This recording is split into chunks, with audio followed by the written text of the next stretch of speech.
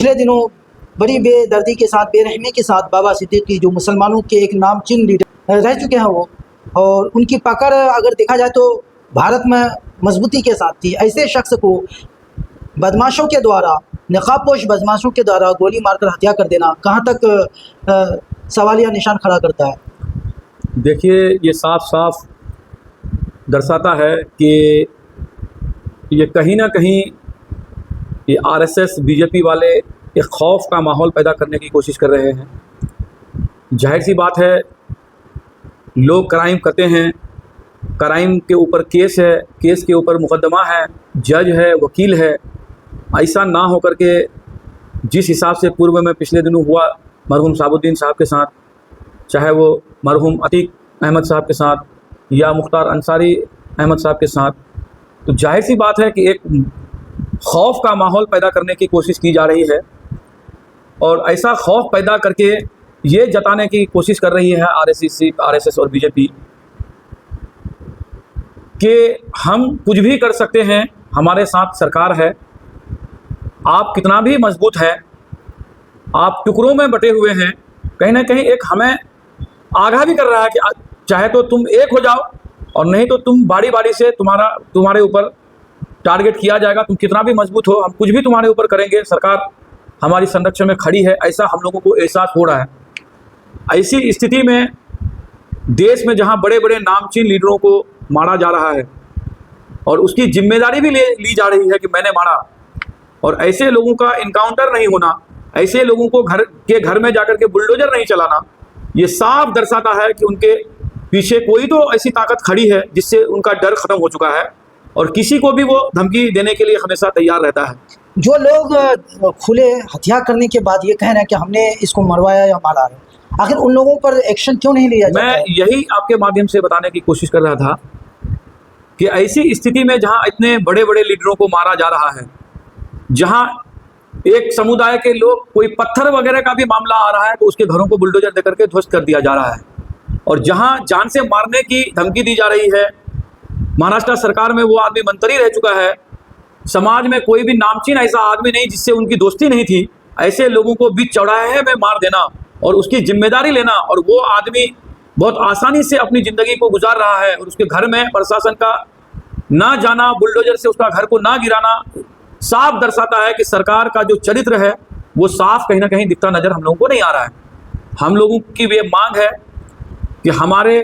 जो मुस्लिम सियासतदान हैं उनकी हिफाजत के लिए सरकार बहुत सख्त कदम उठाए, और किसी के ऊपर भी किसी तरह का कोई हमला होता है उसके नाम मालूम होने के बावजूद भी उसके ऊपर सख्ती ना करना, सरकार को सख्ती से इस तरह कदम उठाएं कि हम लोगों को सरकार के ऊपर भरोसा हो, क्योंकि ये देश एक सेकुलर देश है, ये हिंदू मुस्लिम सिख ईसाई सब लोगों का देश है, और इसकी खूबसूरती ही यही है कि हम लोग मिल करके सदियों से, सालों साल से ज़िंदगी गुजारते आए हैं, और अमन और तरक्की के लिए ये भाईचारगी बरकरार रहना बेहद ज़रूरी है। इसीलिए मैं सरकार से मांग करूंगा कि ऐसी स्थिति को आप गंभीरता से लेकर के उन लोगों के खिलाफ ज़बरदस्त एक्शन लेकर के ऐसे लोगों को इनकाउंटर करें या फांसी की सज़ा दें, तभी सरकार के ऊपर माइनॉरिटीज़ के लोगों का भरोसा होगा, और भरोसा ही तरक्की है। भरोसा भी होगा तो देश तरक्की भी करेगा, और देश जब तरक्की करेगा तो ये सभी समुदाय के लिए बहुत बेहतर साबित होगा। इसीलिए मैं सरकार से पुनः फिर मांग करता हूँ कि हमारी सबकी सुरक्षा के लिए पुख्ता इक़्तिदामात हो, पुख्ता इंतज़ाम हो, सरकार को इसमें कदम उठाने की सख्ती से ज़रूरत है। मैं नदीम अख्तर AIM जिला अध्यक्ष पूर्णिया। जी बोलिए। पिछले दिनों जैसा कि आपके बिहार के जिला अध्यक्ष बिहार अध्यक्ष अख्तरुल इमान साहब पर कई ट्विटर में धमकियाँ मिली थी, उससे पहले हमने देखा कि आपके पार्टी के राष्ट्रीय अध्यक्ष बैरिस्टर साहब के दिल्ली मकान पर फायरिंग वगैरह हुई, तोड़फोड़ हुए, उसके बावजूद इन मुजरिमों को अब तक कोई सज़ा नहीं मिली, कुछ धरपकड़ का मामला सामने नहीं आया। मैं यही तो बताया कि एक समुदाय के ऊपर टारगेट करना, सरकार उन लोगों के ऊपर कड़ा एक्शन नहीं लेना, ये दर्शाता है कि एक समुदाय के लोगों को उनके द्वारा बीजेपी RSS डराने की कोशिश कर रही है।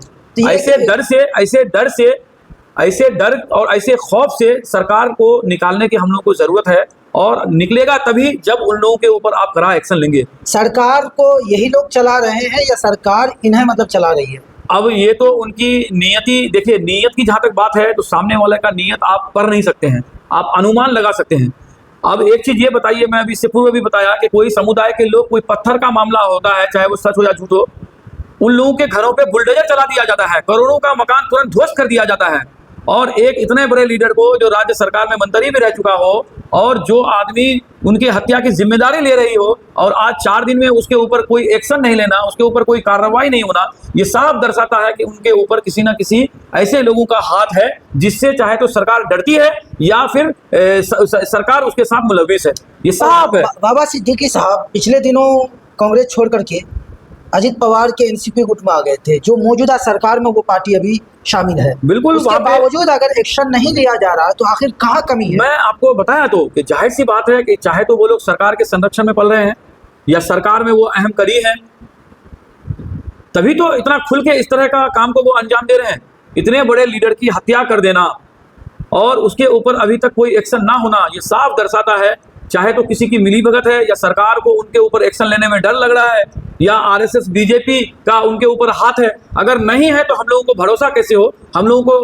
को भरोसे में लेने के लिए सरकार को एक सख्त कदम उठाने की जरूरत है, और तभी हमें सरकार के ऊपर भरोसा होगा और तभी देश तरक्की करेगा, ये मेरा कहना है।